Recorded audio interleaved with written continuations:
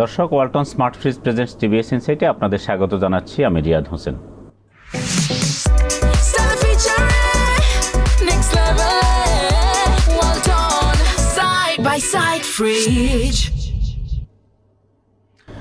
আজ আমরা কথা বলবো বাংলাদেশের গ্লাস ইন্ডাস্ট্রিজ নিয়ে। আপনারা জানেন, গ্লাস আসলে নির্মাণ খাত, ভবন অথবা অবকাঠামো আমরা যেটাই বলি, সেখানে একটি বড় অনুষঙ্গ গ্লাস। তো দিনে দিনে একসময় আমদানি নির্ভর গ্লাস বাংলাদেশে এখন স্থানীয়ভাবে উৎপাদনের সক্ষমতা অর্জন হয়েছে। এখন বড় অংশই বাংলাদেশে উৎপাদন হচ্ছে। তো এই সেক্টরটি কিছুটা সংকট বলা যায়, যে কিছুটা সংকটের মধ্য দিয়ে যাচ্ছে, অথবা ভবিষ্যতে এক ধরনের সংকট তারা আশঙ্কা করছে। যা প্রয়োজন অথবা যা চাহিদা আছে তার চেয়ে অনেক বেশি সক্ষমতা হয়ে গেছে। তো কী ধরনের সংকট তৈরি হতে পারে, এই বিষয়টি নিয়ে বিজনেস স্ট্যান্ডার্ডে আজকের লিড রিপোর্টটি প্রকাশ হয়েছে। প্রতিবেদনটি করেছেন আমাদের সহকর্মী, বিজনেস স্ট্যান্ডার্ডের সিনিয়র করেসপন্ডেন্ট আব্বাস উদ্দিন নয়ন। আমরা বিষয়টি নিয়ে বিস্তারিত কথা বলতে আজকে আমাদের স্টুডিওতে তাকে আমন্ত্রণ জানিয়েছি। নয়ন, আপনাকে স্বাগত আমাদের স্টুডিওতে। এই যে গ্লাস ইন্ডাস্ট্রি নিয়ে যেই স্টোরি আপনি লিখলেন, আসলে গ্লাস ইন্ডাস্ট্রি কী ধরনের সংকট ধারণা করছে যে ভবিষ্যতে তৈরি হতে পারে, অথবা এখন তারা ফেস করছে? ধন্যবাদ জিয়াদ ভাই। আমি শুরুতেই আপনার সঙ্গে একটু অ্যাড করি। আপনি বলছিলেন যে গ্লাসগুলো আমাদের বিল্ডিং ম্যাটেরিয়াল হিসাবে ভবন বা দালানে ব্যবহার হয়। তো এর সঙ্গে আরেকটু যোগ করি, গ্লাসের মধ্যে দুইটা, একটা হলো ফ্লোটিং গ্লাস, যেটা আমরা আজকে লিখেছি। এটা সাধারণত বিল্ডিং এবং হলো ভবন বা বাড়ির যে কোনো দরজায় ব্যবহার হয় বা জানালায়। আর এর বাইরে আরেকটা গ্লাস আছে, আমরা যেটা ওপাল গ্লাস হিসাবে চিনি আমাদের তৈজসপত্রের জন্যে। সেটাও বাংলাদেশে বেশ ভালোই করছে। আমরা আজকে আলোচনা করব মেনলি বাংলাদেশে আসলে এই যে ফ্লোটিং গ্লাস, এটা নিয়ে। তো একটা ইন্টারেস্টিং বিষয় হলো, আমরা সবসময় বিনিয়োগ হোক এটা চাই, বিনিয়োগের পক্ষে কথা বলি, যে বিনিয়োগ হচ্ছে না, আমাদের বিনিয়োগ করা যায়, এটা নিয়ে কথা বলি। কিন্তু আমরা আজকে যেটা নিয়ে কথা বলবো, বিনিয়োগকে নিরুৎসাহিত করার মতো কথাবার্তা আসলে, যেটা আসলে বলা উচিত না, তবু আসলে বলতে হচ্ছে যে আসলে আমাদের গ্লাস শিল্পে বিনিয়োগ বেশি হয়ে গেছে।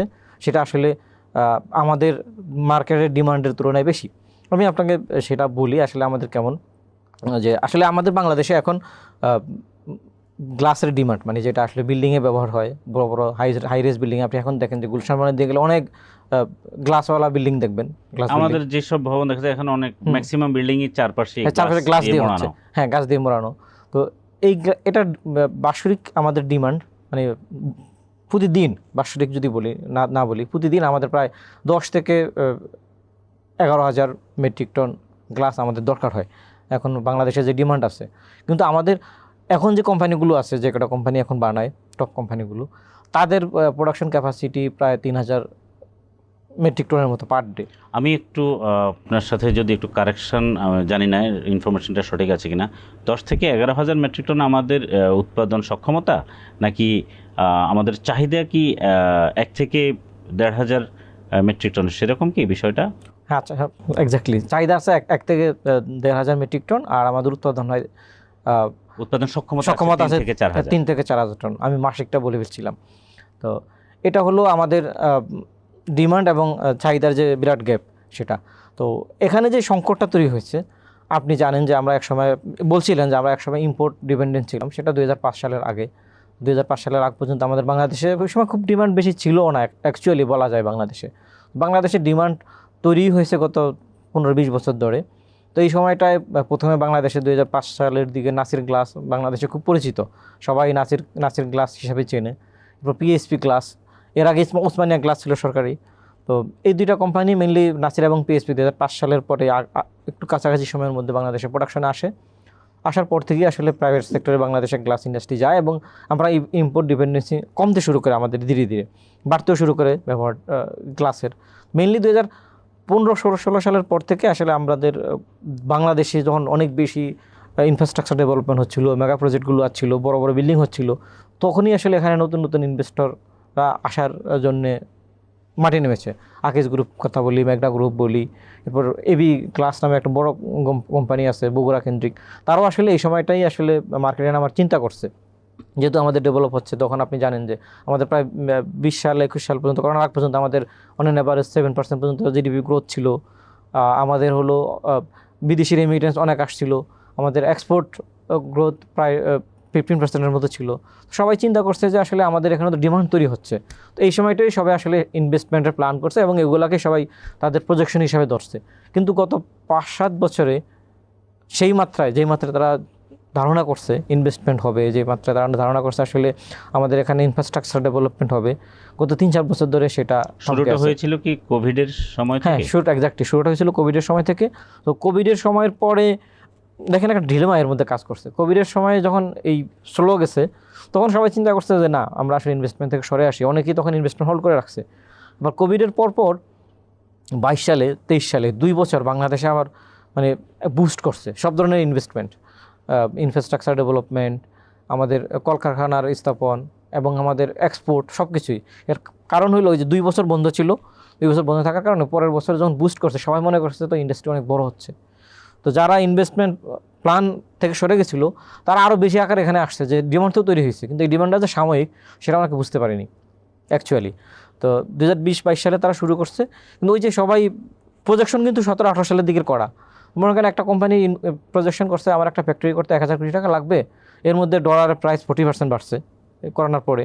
আপনি জানেন সরকার ইম্পোর্ট রেস্ট্রিকশন দিল, আমাদের রিজার্ভ কমে যাচ্ছিলো, ডলার প্রাইস 84 টাকা থেকে বেড়ে 122 টাকা 27 টাকা পর্যন্ত উঠে গেছিলো। এই কারণে যারা আসলে 1000 কোটি টাকা দিয়ে ফ্যাক্টরি করার স্থাপন করছে তাদের ফ্যাক্টরি খরচ হয়ে গেছে 2500 কোটি টাকা। তো 2500 কোটি টাকা ফ্যাক্টরি স্থাপন খরচ হয়েছে একদিকে, আর একদিকে আবার হলো ওই যে ডিমান্ড 22 সালে ডিমান্ড উঠছে, কিন্তু পরে আবার ডিমান্ড পড়ে গেছে সাময়িক সময়ের জন্য। প্রথমে করোনা, এরপরে আমাদের বাংলাদেশে সরকার পতন, যাদের হাতে টাকা ছিল তারা পালিয়ে গেছে, অথবা তারা এখন চুপচাপ বসে আছে, কী করবে বুঝতে পারছে না, ওপেন হতে পারছে না। এই কারণে এখন একদম ডিমান্ড পড়ে গেছে। সেই 2014-15 সালে যেমন পার ডে 1000 মেট্রিক টনের মতো গ্লাসের ডিমান্ড ছিল, সেটা এখনও ওই রকমই আছে। কিন্তু এই সময়ের মধ্যে আমাদের প্রোডাকশন ক্যাপাসিটি প্রায় 3 গুণ হয়েছে। আরও কিছু কোম্পানি প্রোডাকশনের জন্য প্রোডাকশন করার অপেক্ষায় আছে। মূল ক্রাইসিসটা আসলে এখানে প্রোডাকশনের অপেক্ষায় আসছে বা নতুন বিনিয়োগ নিয়ে আসছে, এরকম প্ল্যানের মধ্যে কারা আছে? আচ্ছা, আমি আকেশ গ্রুপের কথা আপনাকে বলছিলাম। আকেশ গ্রুপ ইতিমধ্যে কি শুরু করেছে? হ্যাঁ, ইতিমধ্যে শুরু করেছে। আকেশ গ্রুপের 1000 কোটি টাকা প্রথম প্রজেকশন প্ল্যান ছিল, সেটা 2200 কোটি টাকা লেগেছে তাদের এই ফ্যাক্টরি নিয়ে আসতে। তাদের যে প্রোডাকশন ক্যাপাসিটি আছে বাংলাদেশে এখন পুরো মার্কেটে ডিমান্ড তা নেই। তো এর বাইরে নাসির গ্লাস, তারাও তাদের প্রোডাকশন একসময় 600 মেট্রিক টন ছিল পার ডে, সেটা তারা 1500 মেট্রিক টন করার জন্য তারাও ফ্যাক্টরি সম্প্রসারণের কাজে হাত দিয়েছে। ওই যে 22-23 সালে যখন ডিমান্ড পিক হয়েছিল তখনই তারা চিন্তা করছে এখানে নতুন ইনভেস্টমেন্ট নিয়ে আসবো। মেঘনা গ্রুপ, বা আপনি জানেন বাংলাদেশের সবচেয়ে বড় গ্রুপ মেঘনা গ্রুপ, গত 5-7 বছর ধরে অনেক বেশি এক্সপানশন করছে বিনিয়োগ। মেঘনা গ্রুপ সর্বশেষ সিরামিক্স কারখানায় আসলো, সিমেন্ট তো আছেই অনেক আগে থেকে মেঘনা সিমেন্ট, এরপর হলো তারা ইস্পাত আসার প্ল্যান করছে, এখন সর্বশেষ তারা গ্লাস ইন্ডাস্ট্রিতে বড় বিনিয়োগ নিয়ে আসতেছে। তারপরে 2500 কোটি টাকা ইনভেস্ট করছে গ্লাস শিল্পের জন্য, যেটা ফ্যাক্টরি প্রোডাকশনের অপেক্ষায় আছে, এখনও পুরোপুরি কাজ শেষ হয়নি।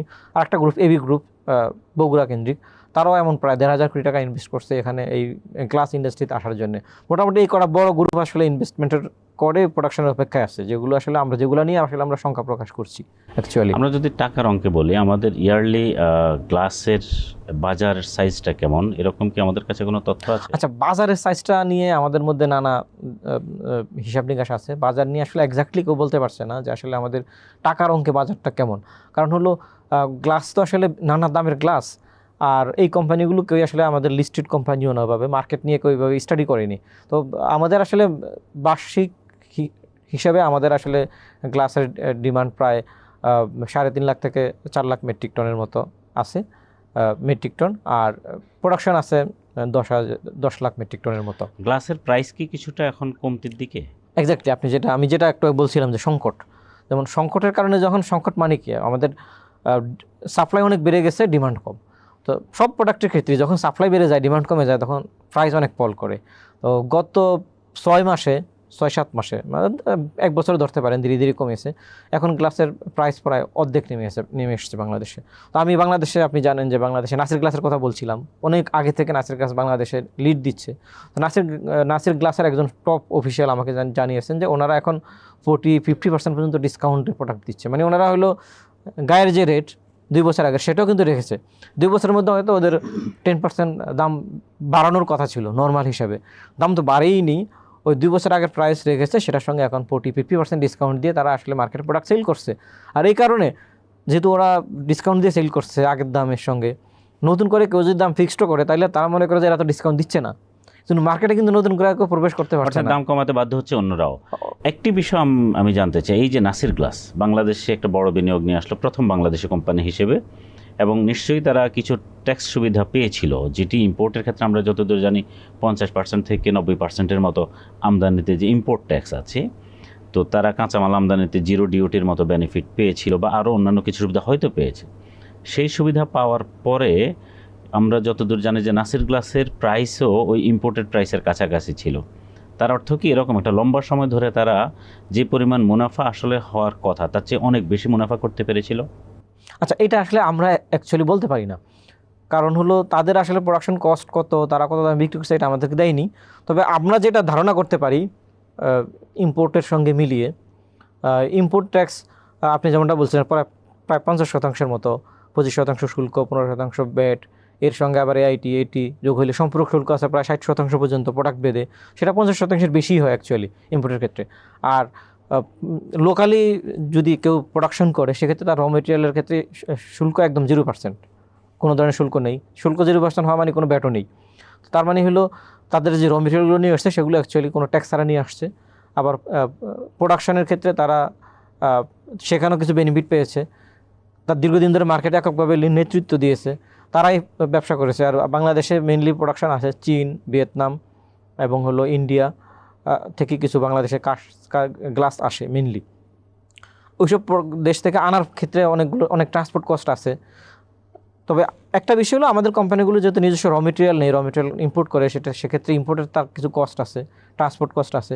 সব কিছু মিলিয়ে আমরা ধরতেই পারি যে আসলে নাসির গ্লাস একটা সময় অনেক বেশি মুনাফা করেছে, যেটা দ্বারা তারা এখন আসলে মার্কেটে ওই যে আপনি যে ডিসকাউন্ট আমরা দেখছি 50% পর্যন্ত ডিসকাউন্ট দিচ্ছে, সেটা তারা এখন টলারেট করতে পারছে। সুবিধাটা একটা বড় অংশ হয়তো তাদের পকেটে গিয়েছে, নতুন করে যারা বিনিয়োগে এসেছে অথবা আসবে তাদের জন্য এক ধরনের রিস্ক অপেক্ষা হয়তো করছে। একটা বিষয় আমরা একটু আমরা জানতে পারি কিনা যে এই যে অন্য আমরা দেখি যে অনেক ইন্ডাস্ট্রি আছে, যদি ওভার ক্যাপাসিটি হয়ে যায় উনি চাইলে প্রোডাকশন কমিয়ে দিতে পারেন, তো কমিয়ে বাজারে এক ধরনের চাহিদা এবং যোগানের ভারসাম্যটা ঠিক হয় না। গ্লাসের ক্ষেত্রে আমরা জানি যে এই মানে যিনি একবার প্রোডাকশন ক্যাপাসিটি তৈরি করে ফেলেন তার জন্য এইটি চালিয়েই যেতে হয়, চাহিদা মানে যোগান কমানোটা কঠিন। আসলে বিষয়টা কি একটু কি আমাদের দর্শকদের উদ্দেশ্যে বলতে পারেন?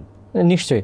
আসলে গ্লাস, শুধু গ্লাস না, আমাদের ভারী ইন্ডাস্ট্রি যেগুলো গ্লাস, স্টিল, সিরামিক, সিমেন্টও, এখন যে বিআরএম পদ্ধতিতে সিমেন্ট হচ্ছে সিমেন্টের ক্ষেত্রেও, এইসব ফ্যাক্টরিগুলো একবার যখন চালু করে মেশিন চালু করার পরে বন্ধ করলে সেটা মানে আবার চালু করলে ওদের কস্ট অনেক বেড়ে যায়। একবার চালু করলে এগুলো মেশিনের বয়স ততদিন পর্যন্ত মেশিনগুলো চালু রাখতে হয়। এটা করা ইন্ডাস্ট্রির ক্ষেত্রে একদম প্রযোজ্য, যে আসলে ইন্ডাস্ট্রির মেশিন বন্ধ করতে পারে না তারা। তো একটা কোম্পানির যদি দিনে 1000 মেট্রিক টন প্রোডাক্ট উৎপাদন করার সক্ষমতা থাকে, সে ওই 1000 মেট্রিক টন প্রোডাক্ট তার উৎপাদন করতেই হবে। আর যদি না করে তাহলে তার যে র মেটেরিয়াল কস্ট, তার যে ফ্যাক্টরি ক্যাপাসিটি কস্ট, তারপরে যে লেবার কস্ট, এগুলো তার দিতেই হবে। কিন্তু কোম্পানিগুলো বাধ্য হয়ে আসলে প্রোডাকশনটা চালিয়ে যায় এবং এটা তাদের চালাইতে বাধ্য। মার্কেটে ডিমান্ড থাকলেই যে এখন ডিসকাউন্টে ছাড় দিতে হচ্ছে, লোকসান হইলেও প্রোডাকশন ছাড়তে হচ্ছে, মানে এটাই আসলে ইন্ডাস্ট্রির নেচার। নতুন বিনিয়োগ আসবে, অনেকের আশঙ্কা যে বিনিয়োগ আসলে নতুন করে বাজারে আরও অস্থিরতা হবে, কিন্তু যারা এক্সিস্টিং বিনিয়োগকারী আছে নাসিরের মতো প্রতিষ্ঠান তারাও কিন্তু আবার এক্সপানশন করছে, তাহলে একটু কন্ট্রাডিক্টরি হয়ে গেল না? আচ্ছা, আমি শুরুতে একটু বলছিলাম যে আসলে তাদের কারোই প্রজেকশনটা ঠিক হয়নি। তারা আসলে আমাদের যে জিডিপি প্রবৃদ্ধি ছিল, আমাদের ইনভেস্টমেন্ট প্রবৃদ্ধি যা ছিল, তারাকে এটা কি আসলে তারা মানদণ্ড ধরে শুরু করছিল, এটা একটা বিষয়। আরেকটা বিষয় হলো যারা আসলে কোম্পানি যাদের আছে, যেমন আকিজের কথা বলি, মেঘনার কথা বলি, আপনি নাসিরের কথা বলছিলাম, তো তাদের আসলে যখন একটা কোম্পানির সারা দেশে যে ডিস্ট্রিবিউশন চ্যানেল আছে, ডিস্ট্রিবিউশন চ্যানেলের সঙ্গে সমন্বয় রেখে, যেমন নাসির গ্লাসের আমার সে ভোলাতে সবসময় তাদের একজন ডিস্ট্রিবিউটর আছে। এখন তার প্রোডাকশন ক্যাপাসিটি যা আছে, সে ডিস্ট্রিবিউটর দিয়ে যদি এখন যে প্রোডাক্ট সে দেয়, যদি তার ক্যাপাসিটি সে দ্বিগুণও করে, ওই একই ডিস্ট্রিবিউশন দিয়ে সে কিন্তু ওই দ্বিগুণ প্রোডাক্ট ওখানে দিতে পারবে। তো যে কোনো কোম্পানিরই এমন চিন্তা থাকে যে আসলে আমি যখন একটা ইন্ডাস্ট্রিতে নেমেছি তখন আমি আমার ওই এমপ্লয়ির সর্বোচ্চ ব্যবহারটা আমি নিশ্চিত করবো, এই জন্য কোম্পানিগুলো প্রোডাকশন ক্যাপাসিটি বাড়ায়। আবার যেসব কোম্পানির একই ধরনের প্রোডাকশন লাইন, যেমন আকিজের সিরামিক আছে, সিমেন্ট আছে, স্টিল আছে, তো তাদের যারা ডিলার একই ডিলারের কাছে সে কিন্তু আবার বা একই সাপ্লাই চেইন দিয়ে সে কিন্তু আবার এই গ্লাসটাও দেবে। কারণ যখন একটা বিল্ডিং করার জন্য মানুষ আসবে একটা ডিলারের কাছে, ওর কাছে সিমেন্ট কিনবে, রড কিনবে, সিরামিক কিনবে, এর সঙ্গে গ্লাসটাও কিনবে। এই জন্য কোম্পানিগুলো চাই যে এই 4টা প্রোডাক্টই আমার থাকুক। সো এই জন্য আসলে কোম্পানিগুলোর তাদের নতুন নতুন করে ইনভেস্টমেন্টে যেতে হচ্ছে, ইনভেস্টমেন্ট করছে ক্যাপাসিটি না থাকার পরে। আপনার কাছে আমার শেষ প্রশ্ন, এই তাহলে কোম্পানিগুলো এখন টিকে থাকার জন্য তাদের প্ল্যান কি, বা তারা গভর্নমেন্টের কাছে কি কিছু চাচ্ছে? এক্স্যাক্টলি, আপনি খুব ভালো কোশ্চেন করেছেন। কোম্পানিগুলো তো চাচ্ছে, আমাদের দেশের কোম্পানিগুলো সবসময়ই বিপদে ফেলে সরকারের কাছে দূর দেয়। ইনভেস্টমেন্টের আগে খুব কম যায়, ইনভেস্টমেন্টের আগে শুধু ইনভেস্টমেন্টের বিভিন্ন লাইসেন্স নেওয়ার জন্য যায়। এখন সবাই বিপদে পড়েছে, তো এখন তারা সরকারের কাছে যাচ্ছেও, তারা সরকারের সহায়তা চাই না থেকে উদ্ধারের জন্য। সরকারের কী করণীয় এখন সেটা আসতে পারে। সরকার করণীয় প্রথমত আসলে আমাদের এখানে অ্যান্টি ডাম্পিং রুল করা, যেমন আমাদের চীন থেকে অনেক এখনও পর্যন্ত 20% মতো গ্লাস বাংলাদেশে ইম্পোর্ট হয় চীন থেকে। চীন শুধু না, চীন ইন্ডিয়া চীন ইন্ডিয়া মিলে আসে। তো এটা যদি বন্ধ করা যায়, ইন্ডাস্ট্রিগুলো একটা রিলিফ পাবে, ভালো রিলিফ পাবে। আর হলো ওই গ্লাসগুলো কিন্তু মানও দুর্বল হয়, তাহলে আমাদের এনভায়রনমেন্টও রিলিফ পাবে এটা। আরেকটা হলো, যেহেতু ইন্ডাস্ট্রি হয়েছে, চীন যদি আমাদের দেশে রপ্তানি করতে পারে, আমরা কেন পারবো না? আমাদের জন্য সুযোগ আছে, আমাদের জন্য ভারতের পাশে ভারতের 7 সিস্টার আছে, যেখানে আসলে ভারতই তাদের প্রোডাক্ট দিতে পারে না, এটা আছে। পাশে শ্রীলঙ্কা, নেপাল, এসব জায়গায় আমরা চাইলে রপ্তানি করতে পারবো। মধ্যপ্রাচ্যের দেশগুলোতে আমরা রপ্তানি করতে পারবো। আপনি জানেন মধ্যপ্রাচ্যের দেশে ইন্ডাস্ট্রি কম, সেখানে আমরা আসা চাইলে রপ্তানি করতে পারবো। তো আমাদের জন্য এখন আসলে 2টা পথ। একটা হলো যে সরকার অ্যান্টি ডাম্পিং রুল করে, বা এখন যে শুল্ক আছে কাঁচা আমদানিতে সেটা আরও বাড়িয়ে কোম্পানিগুলোকে প্রোটেকশন দেওয়া। আর একটা হলো তাদের জন্য আসলে ইম্পোর্টের মানে এক্সপোর্টের জন্য জায়গা খুঁজে বের করা এবং এক্সপোর্ট করা। অ্যান্টি ডাম্পিং মানে হচ্ছে আমরা ইম্পোর্ট যে দেশ থেকে করি সেই দেশে যে প্রাইসে বিক্রি করে অথবা তাদের উৎপাদন খরচ যা তার চাইতে কম দামে বাংলাদেশে তারাও এক্সপোর্ট করছে, অর্থাৎ আমাদের দেশে আমরা যারা আমাদের দেশে আমদানি হচ্ছে সেই জন্য তারা বাংলাদেশের উৎপাদনকারীরা অসম প্রতিযোগিতা করছে বলেই মনে হচ্ছে। ধন্যবাদ আপনাকে আমাদের আলোচনায় যুক্ত হওয়ার জন্য। প্রিয় দর্শক, এই ছিল আমাদের আজকের আলোচনা। আমাদের অনুষ্ঠান যদি ভালো লাগে তাহলে লাইক, কমেন্ট, শেয়ার করবেন। টিবিএস এর সঙ্গে থাকুন। আপনাদের ধন্যবাদ।